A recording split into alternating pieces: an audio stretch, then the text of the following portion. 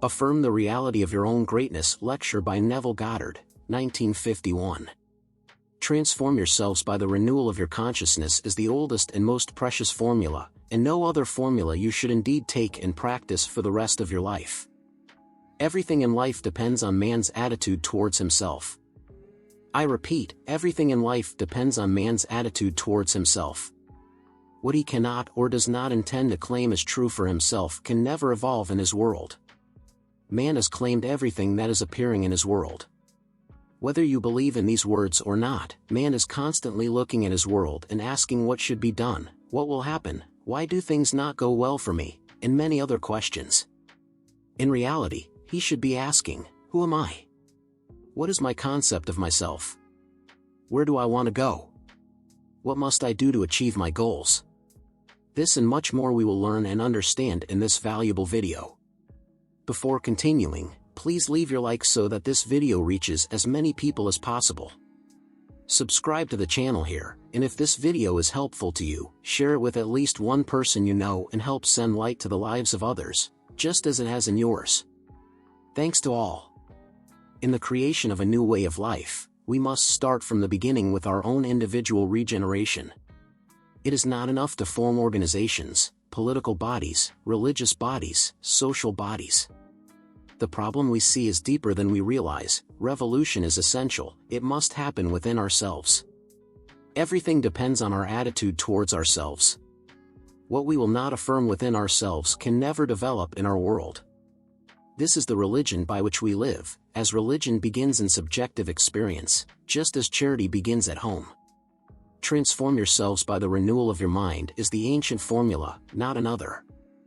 If we wish to see the world as a better and greater place, we must affirm the reality of a greater and more refined being within ourselves. It is the ultimate purpose of my teaching to point the way to this consummation. I am trying to show you how the inner man must readjust, what should be the new premise of his life so that he can lose his soul on the level he now knows and find it again on the higher level he seeks. It is impossible for man to see beyond the content of his own consciousness, for nothing has existence for us except through the consciousness we have of it. The ideal man is always seeking a new incarnation, but unless we ourselves offer human kinship, he is unable to be born. We are the means by which the redemption of the nature of the law of cruelty must be effected. The great purpose of consciousness is to effect this redemption. If we refuse the burden and point to natural law as conclusive proof that the redemption of the world through imaginative love is something that can never happen, we simply nullify the purpose of our lives due to a lack of faith. We reject the means. The only means by which this process of redemption must be effected, the only test of religion worth undertaking, is whether it springs from the deepest conviction of the individual, whether it is the fruit of inner experience. No religion is worthy of a man unless it has given him a profound and lasting sense that all is well regardless of what happens to him personally. The methods of mental and spiritual knowledge are entirely different.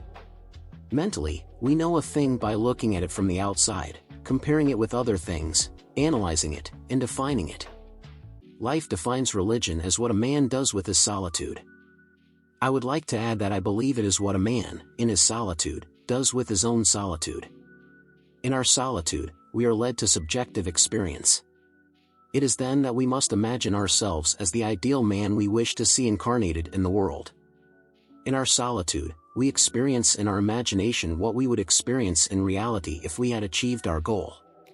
Over time, we will transform into the image of our ideal. Renew yourselves in the spirit of your mind, put on the new man, speak every one the truth with his neighbor. The process of making a fact of consciousness is through the renewal of our consciousness. We are instructed to change our thinking, but we cannot change our thinking unless we change our ideas. Our thoughts are the natural outgrowth of our ideas, and our most intimate ideas are the man himself. The end of longing is always to be, not to do. Be still and know, I am that which I desire. Strive always to be. External reforms are useless if your heart is not reformed. You do not enter heaven by suppressing your passions but by cultivating your virtues. An old idea is not easily forgotten, it is replaced by new ideas. It disappears when a completely new and absorbing idea occupies our attention. Old habits of thinking and feeling, like dead oak leaves, wait until they are pushed aside by new ones. Creativity is fundamentally a deeper receptivity, a sharper susceptibility.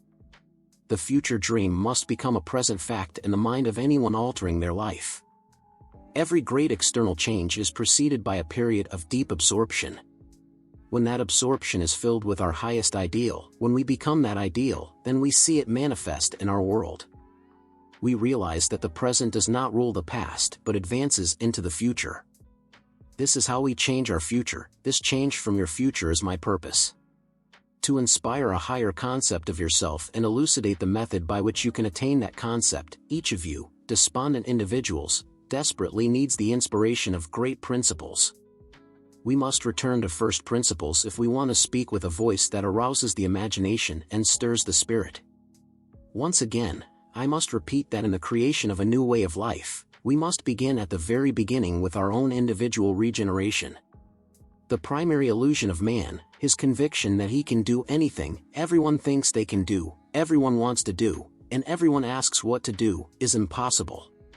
Doing anything is impossible. One must be. It is difficult for us to accept the fact that we, by ourselves, do nothing. It is especially difficult because truth is always challenging for man to accept. But in reality, no one can do anything, everything happens. Everything that happens is man. Everything done by him, everything coming from him, everything just happens and occurs exactly as rain falls as a result of a change in temperature in the higher regions of the atmosphere. This is a challenge for all of us. What concept do we have of ourselves in the higher regions of our soul? Everything depends on the attitude of man toward himself. That which he does not affirm as true within himself can never develop in his world. A change of self-concept, a proper adjustment, the new relationship between the surface and the depth of man, the deepening is always possible in principle, for the ultimate depth lives in everyone, and it is only a matter of becoming aware of it. Life demands from us the will to die and be born again.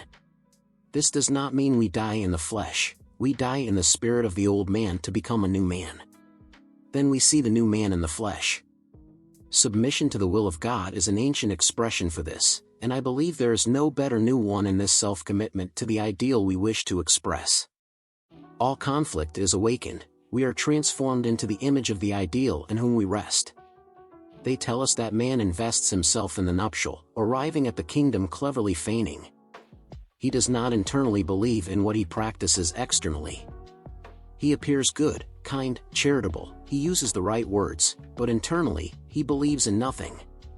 Entering the strong light of those much more conscious than him, he ceases to deceive. A wedding garment signifies a desire for union. He does not desire to unite with what he teaches, even if what he teaches is true. Therefore, he has no wedding garment.